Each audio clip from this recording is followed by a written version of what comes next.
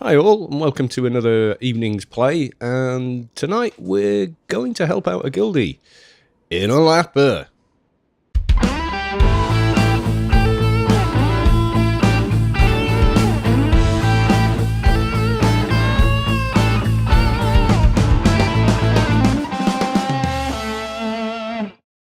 So I've turned up on my 220 fixer. As you can see, he's not too bad. He's got a full set of alphas, some quality 300 AI armor, a few other toys, and other stuff. So he's okay. He's decked out. Let's just say what it is. Yeah, I mean, as fixers go, he's as good as you're most likely going to get. Right, so we're heading in. Now, this quest involves the participant having the quest talking to this NPC here called Old Man. And I feel for this guy because I am an old man. Now then, once the person doing the quest, in this instance, it's... I'm not sure how to pronounce it, so if I get it wrong, don't kill me, but I think it's Ariana Isis. Now, before you make any kind of political comment about having ISIS in a name, she's referring to the Egyptian goddess, which predates any sort of political misgivings by about 6,000 years. And before that political, or whatever you want to call it, organisation existed, they had characters with that name. So can we just leave that? Can we do that? Thank you.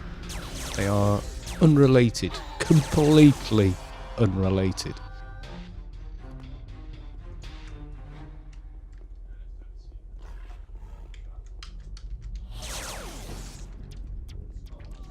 Now, the mob I'm killing just now is stuck in geometry, and if I try and zoom out, I can't. And the reason I can't zoom out is in somewhere that doesn't actually exist.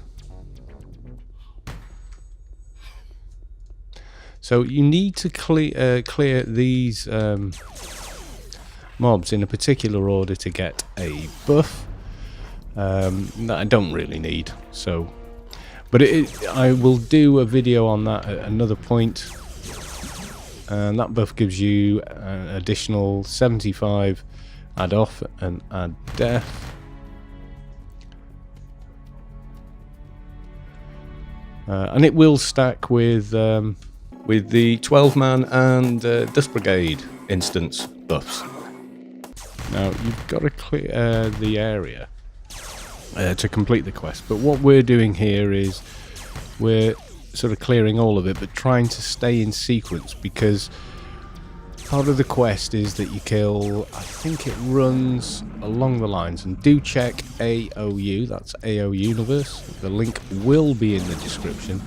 You need to kill initially so many Medusas, then you kill Predators, and then he asks you to kill these Spine Tooths, and you do need to kill quite a few Spine Tooths to actually clear the quest. So that's exactly what we're doing. Now I have everything macroed on my keyboard, so obviously you're going to hear a bit of keyboard tapping, but that's just a limitation of some of the gear I'm using. So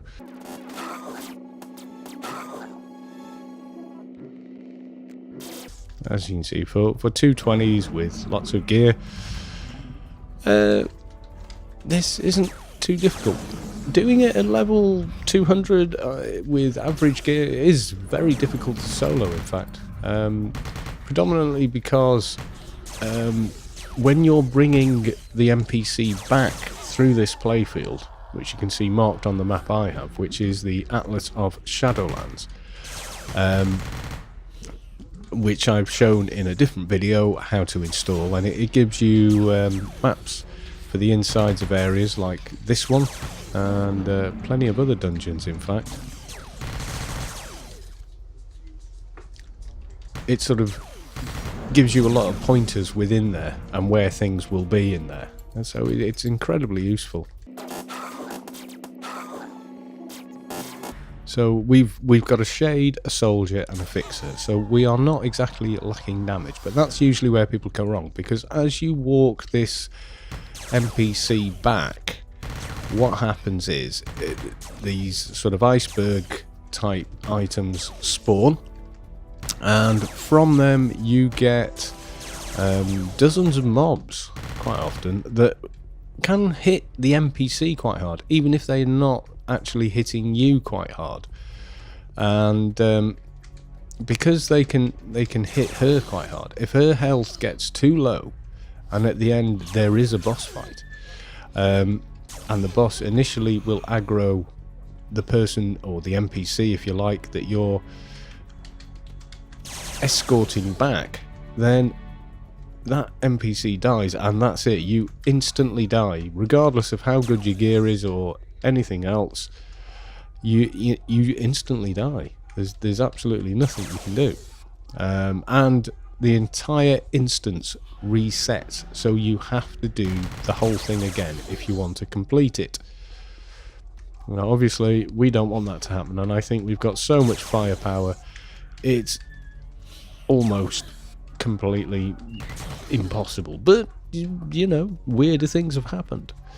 And if you're doing this solo, you really do need to have damage. If you don't have damage, it's just not going to go well for you, because as you're killing each mob that is in fact killing the NPC you need to escort back, and you've no control over the speed this NPC walks back. It runs on its own script, and there's nothing else you can do. You have to go at the speed it does.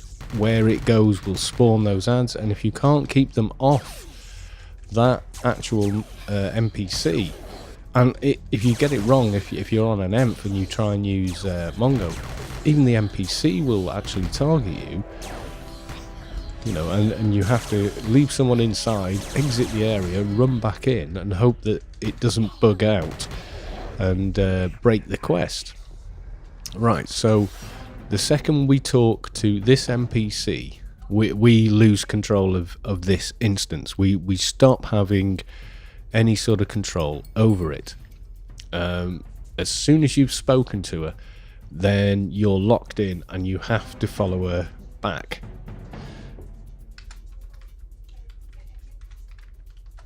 So just make sure everyone's ready. I've done this more than a few times while one person has sat at the entrance, and I've just done this on my fixer, and I've also done it on my shade.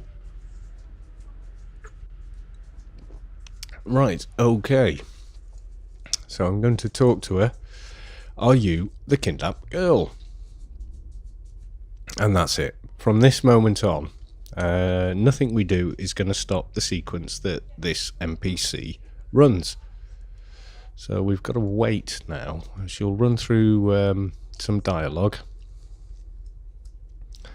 Now, as you can see on the map here, you notice this mouse. Look, it's moving. So we will go back through the sort of corridor section we've been on, and at each point you'll see bleeding shadow ambush. They're not too bad. Mal, FM, whatever the hell they are. Medusas will ambush. So there's 1, 2, 3, 4, 5 ambushes we have to encounter. We can't run ahead and kill the mobs because they don't spawn until she gets to that spot and says something or other.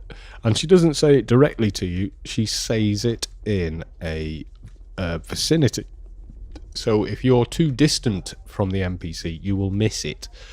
But it's usually pretty obvious as giant shafts of glacier come up through the frozen ice beneath your feet, a bit sort of like if you remember the original Superman movie.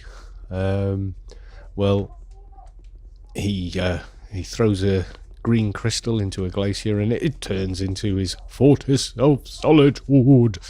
And it's a bit like that, really. They come rumbling up. There's a bit of sort of deliberate camera sort of stutter, whatever. These are some bits that can drop, and they're basically just nanos. that you can get quite readily otherwise. Right, so there you go. Something doesn't seem right. I can't put my finger on it, but something's just wrong. Let's keep going, but stay on your toes. I don't feel like reclaiming today. And we don't want her to do that either, or she dies. Right, so let's just keep everything off her. And it shouldn't be too hard because we've got, as I say, 3 damage classes here. So what we don't want is for them to hit her, and she will go and try and fight them. That's just the way she is.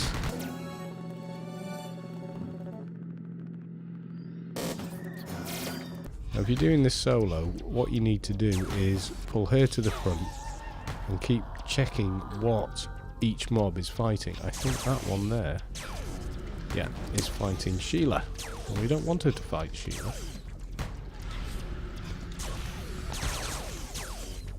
Because if they do,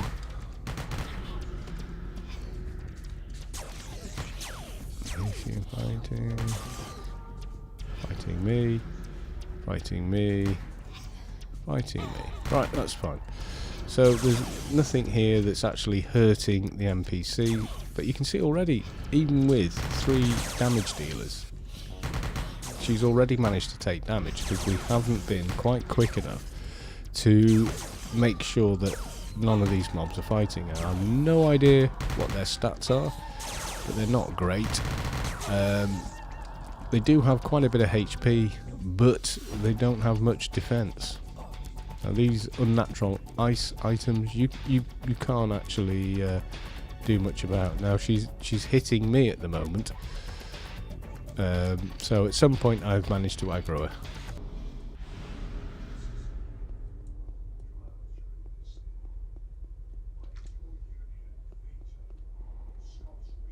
Right, so I've routed her, and I'm going to run out, and that will reset any aggro that the NPC Sheila has on me. So I'll be in and out as quick as I can, which is usually pretty quick. The whole game is installed on solid state drive, so as you can see, zoning is it's not instantaneous, but it's pretty close.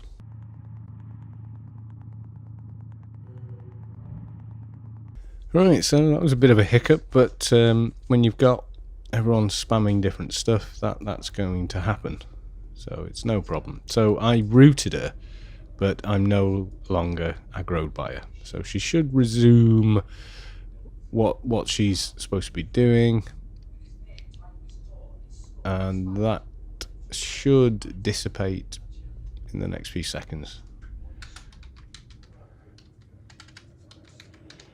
And it has. So we're into the next section. So you can fix it. It's not the end of the world if you don't.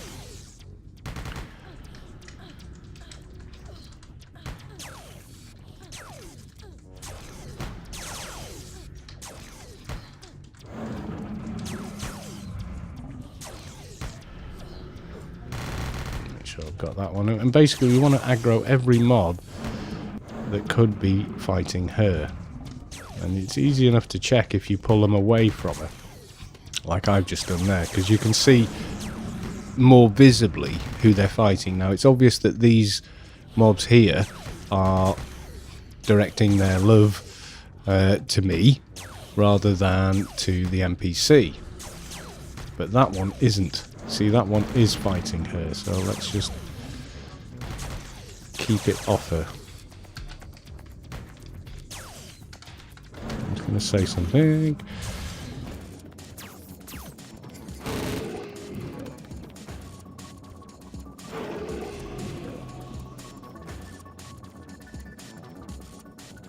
She's got a fair bit of regen there because she's managed to get back to full health. So the Predator rogues have pretty low HP.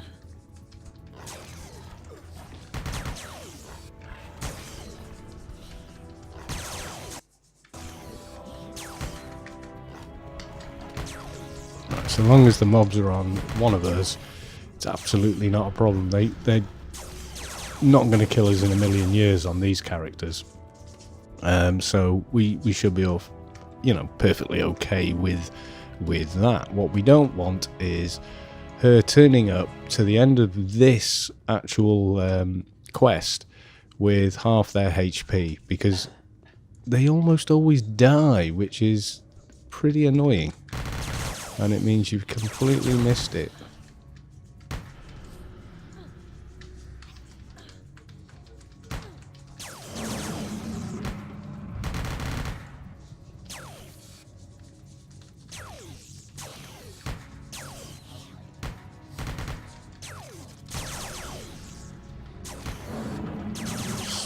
Damage there. That one's on me, that's fine. As you can see, there's just nothing happening to my HP, and if it is, it's instantaneously fixed anyway, so it's no kind of problem. Now then, that was the last wave, I believe. So the NPC Sheila now returns to her father.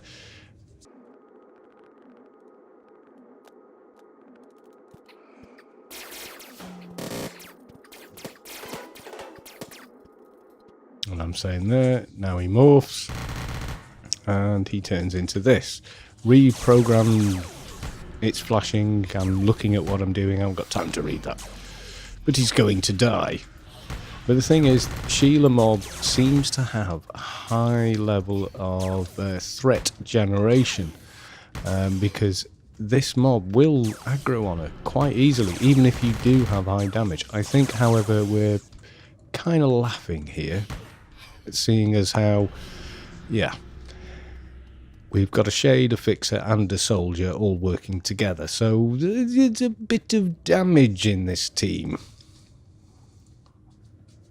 So we get the frozen shoulder pads, combat program, and the upgrade, so a great start for someone.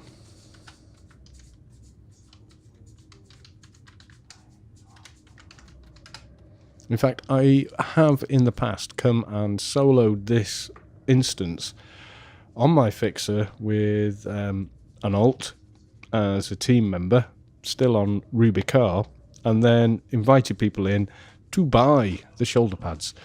Because, you know, if you can, you can. And I never ever charged very much money for them. I always charged a pretty much, you know, below the average sort of price for them. You know, and if someone was completely stuck trying to do the quest and trying to farm someone to help them, I would say, okay, just talk to this guy, sit there, and I'll tell you when it's over. Right, well, I'll stop recording there, but this is certainly not a definitive guide on how to do this quest. This was a kind of a bash through it with a bit of a hiccup in the middle that we then fixed. So, you know, don't take this as gospel, but this is how ALAPPA or ALAPPA looks on Anarchy Online when you've got veteran characters with all the toys on them helping out, you know, a fellow guildie on a lower character, you know, so it's all good. Okay, folks, bye for now.